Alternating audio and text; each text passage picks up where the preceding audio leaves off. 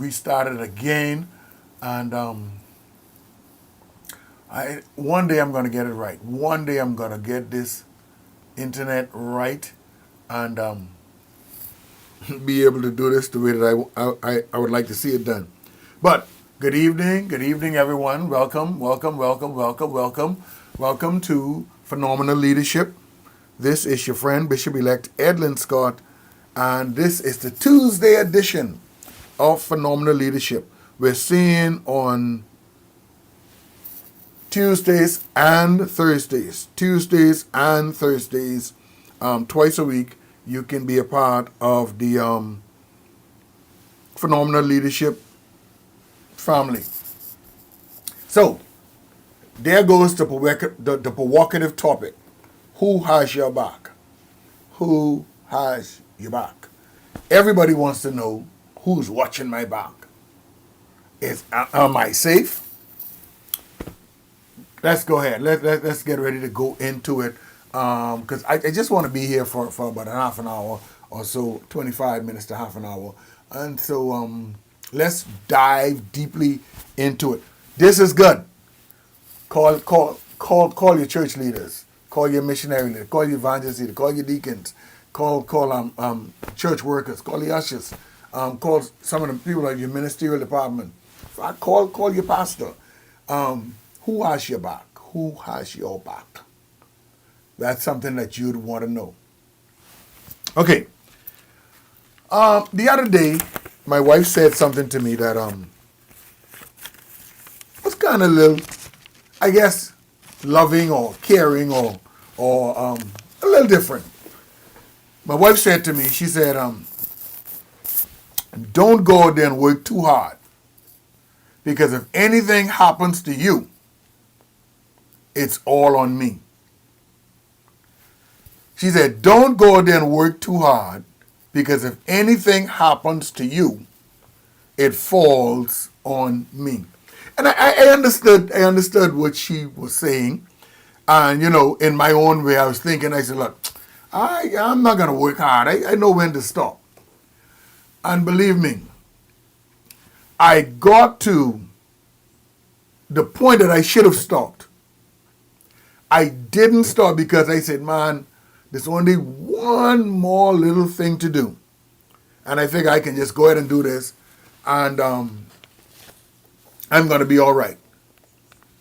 And boy, didn't I feel it when I get home, or when I got home. When I got home, I felt it from my head to in fact, I felt it for a couple of days. And that's because I didn't know when to stop.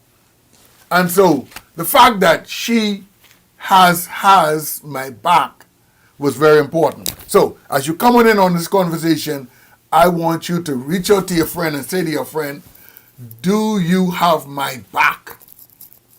In other words, are you looking out for me? All right? One of the greatest feelings as a pastor, as a preacher, is to really pour out your whole self. To really pour out your whole self. I was preaching the other night, and I said to them, I want to empty myself. And it was just so fulfilling for me to really pour myself out, and after the sermon was finished, to feel empty. And then what happens then? What happens after you would reach that point where you would have emptied yourself? Then what? Leaders are people that care for everybody, and rightly so. Leaders love everybody. Leaders give to everybody. Leaders are there for everybody. But who has the leader's back? Is the leader's back covered? Now, I used to be of the impression, and I really just got over that, just really got over that this year, to understand that I can't do everything, I don't know everything, and I'm not here for everybody. I've always been of the impression that a leader that doesn't work or isn't busy to the point where they are pouring everything out, I used to think that they are lazy. I put them in the category of lazy leader. If they are not working to the place where they are busy as a bee, where they are exhausted, where they are just empty, completely empty, I always felt like they were lazy leaders. And then I realized that God is sovereign. God is sovereign. And everybody can agree with that. God is sovereign.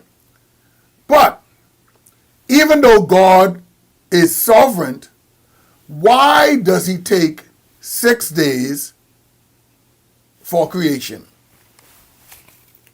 He is sovereign. He could have done everything in one day. Everything. I believe that God could have done everything in one day. Yet, he did everything over a 6-day span. And in fact, he had 7 days to work with, but he only chose to use 6 of them for work. He chose to use 6 of them for work. Now, we're talking about who has your back. Now, this could go in a lot of different directions. This topic can take you in a whole lot of different directions. Now, people are of the impression, and I want to admit to you, I was a person that was off that impression also, that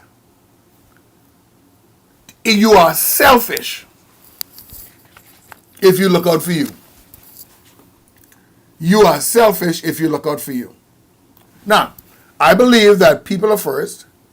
I believe in the JOY, Jesus first, others next, and you last. Excuse me. I believe in that. But the reality is this. The reality is this. If you are preparing your sermons, you are visiting the sick, you are attending to whatever needs that go on, and trust me, some needs goes on a day-to-day basis. In fact, a couple of weeks ago, maybe a couple of months ago, a friend of mine called me and they said, "Pastor, you're too busy."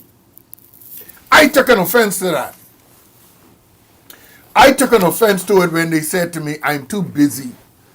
Not that they meant that I was too busy, that I was not reachable. They meant that I was too busy. A little bit of me was everywhere. And so I took an offense to that. I really felt offended by them saying that. And then I come to realize that sometimes as a leader, you have to learn to say no in order to say yes. Here's my point. The first thing that has been asked of a leader, God gave you an assignment. God gave you a purpose. God gave you something to do. And you must be in the very best of health, whether it is spiritually, whether it's mentally, whether it's physically, whether it's financially.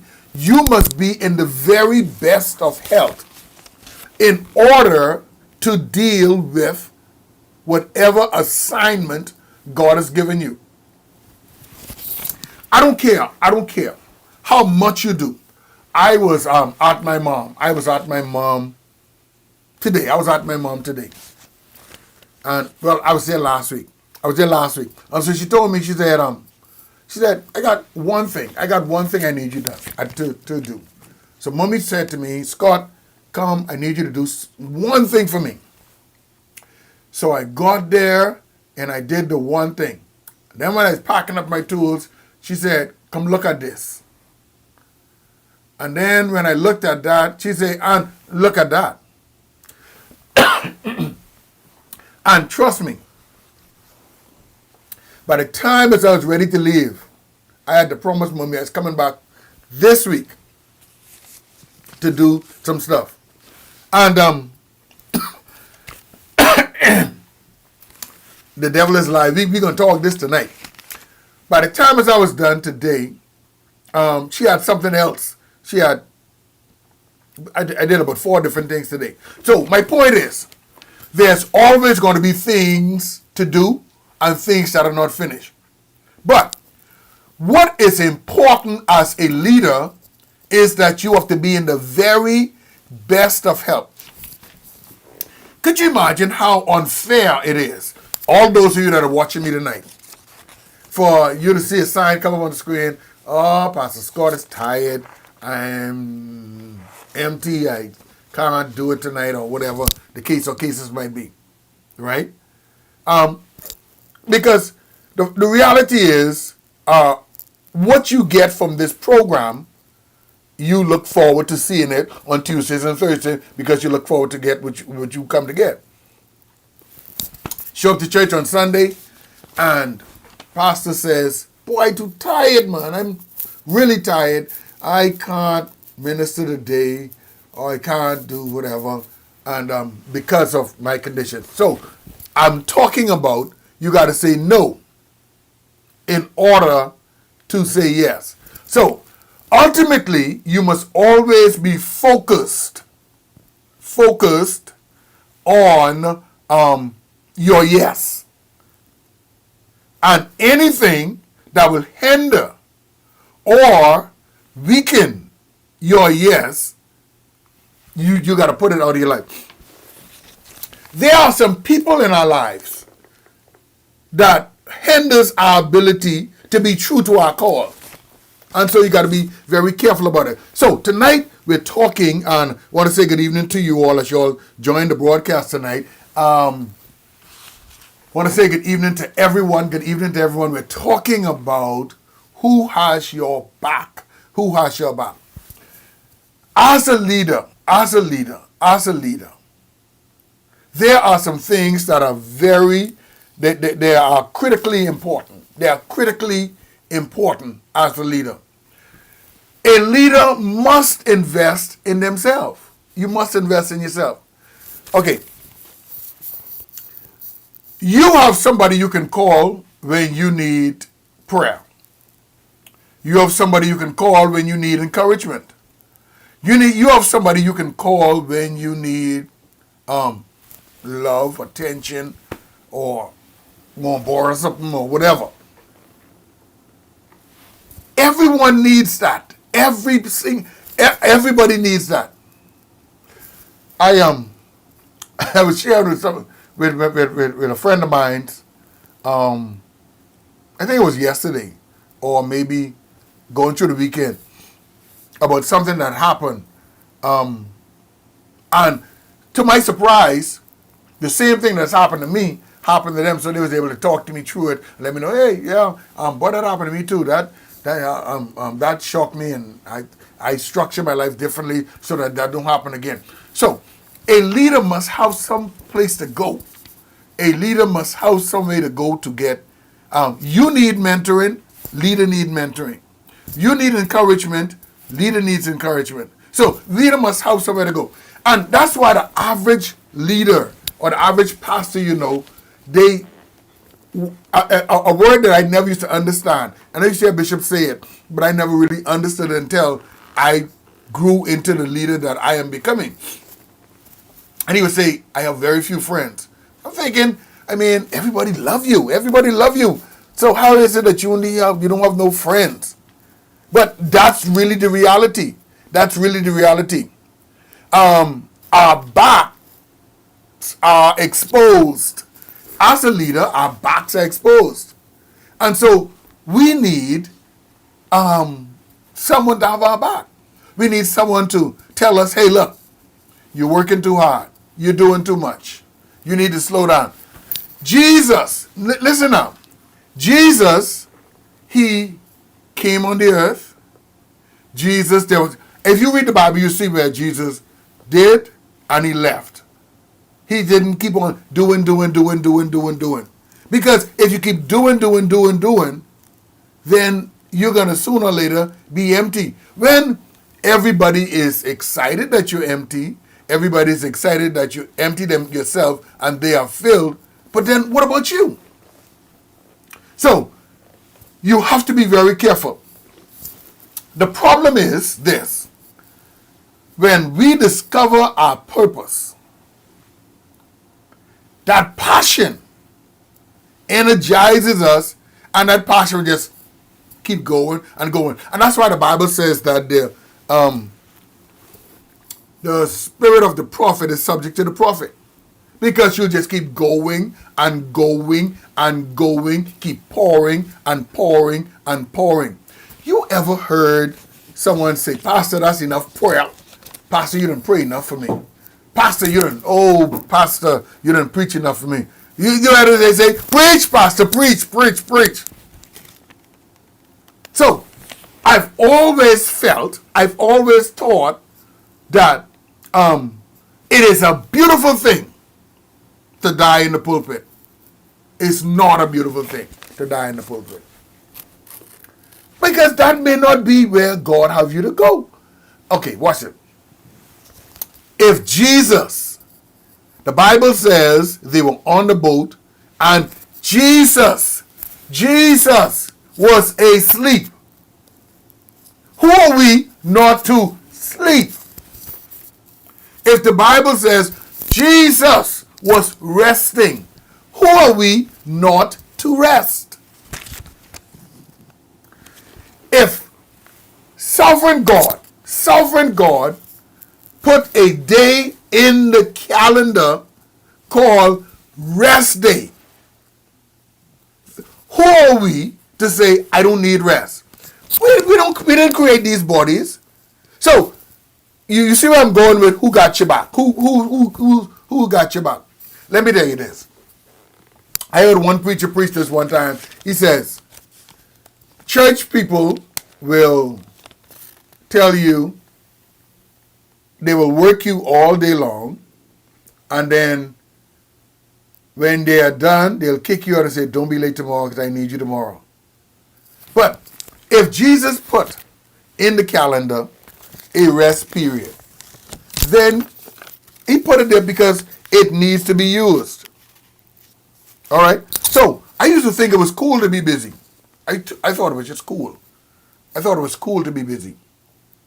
But now I'm finding out that when you are not adequate, when you are not performing at your 100%, you are really not doing God any good service. And everybody, Claudette, is entitled to good leadership. And so, you're not getting good leadership because I'm not taking care of myself is a disjustice to you. All right? So, there are something that I've come to realize is this. You cannot spill what you have not received. You have a responsibility as a leader to take care of yourself. You have a responsibility to take care of yourself.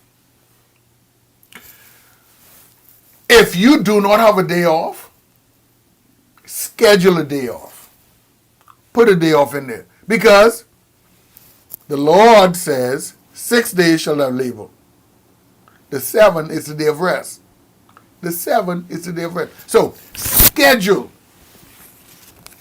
And you have to be intentional about your day off. You have to be intentional about your day off. Because I have found that the less I do on Saturday, the better I am on Sunday. Now, Sunday is my big day. So, the less I do on Saturday, the better I am on Sunday. Now, I'm young. I can kind of push through a lot of things. But on Mondays, I'm no good to nobody. Mondays, I don't even want to get up and carry my wife to work because I am so tired. I don't want to carry her to work, but because I told her, Mommy, I will take care of her, I have to get up on Monday mornings and take her to work. So, you must invest in yourself. Because the reality is, no one may have your back. You may have no one to tell you it's time to stop. That's enough. So, you have to invest in yourself. You have to be intentional about your rest. Because in order to fulfill the assignment that God has for you, you have to say no to some of these things that just could wait. You ever heard someone say something that's life and death, and when you hear the story, you be like, that's what you got me up for? I was talking to someone called me, and I answered the phone, so they said, you sleeping, eh? So I said, well, not no more, but I was. I said, you just woke me up. They said, you could talk? So I said, well, I'm a little nosy. So I'm preaching to myself, so I'm a little nosy. So I said, yeah, we could. I said, but you just woke me up. I said, well, anyhow, go ahead. And there was nothing they had to talk about. Not a Jesus thing they had to talk about. They just made me tired. But if you don't be intentional, see, listen, if you do not plan your time, somebody else will plan your time for you, and it will not benefit you. It will benefit them. So you have to be intentional. You have to be intentional about your rest. The second thing you got to do is invest in yourself. If you are constantly pouring out more than you are putting in, that's a bad thing. What are you saying, Pastor? Okay, Sunday, I empty myself out. And if I don't put anything back in, it is unfair for you to come to church next Sunday, and I'm talking the same nonsense I talked about the Sunday past. So, as you pour out as a leader, you have to take time to pour in. You have to pour in. Now, a lot of times, on a lot of cases, we are members of churches or groups where the leader has nothing to pour on you. If you have nothing in your glass, you can't spill nothing. If you have nothing in your glass, you can't share nothing. And that's why a lot of people are frustrated. A lot of leaders are frustrated because they're just empty. They're too busy to pour back into themselves. They're too busy to regenerate themselves. They're too busy and they can't get no message because they are too busy to seek the face of God. So there must be a time when you rest. There must be a time when you study. There must be a time when you pray. There must be a time when you fast. There must be a time when you fuel your gifting. Okay.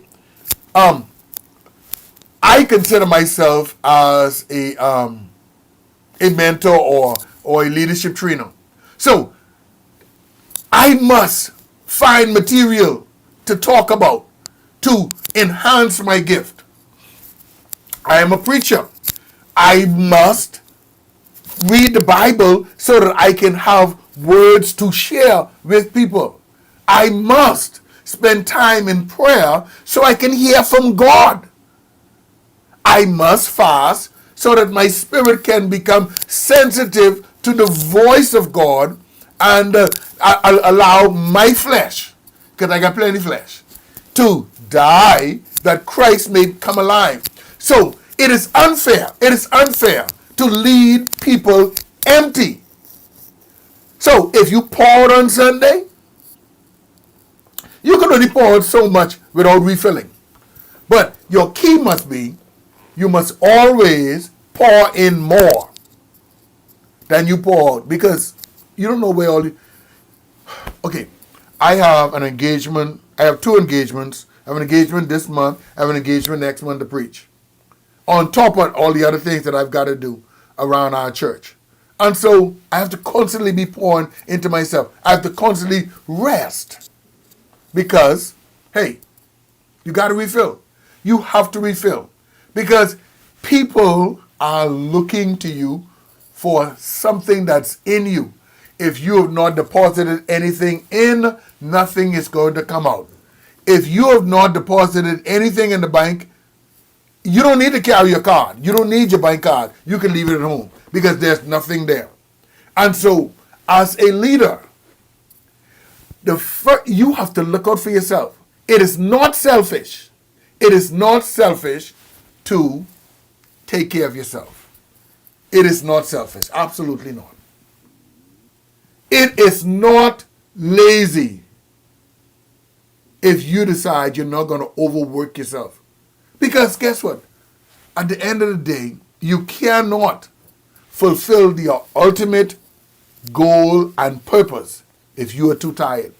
Bishop used to say this many years ago.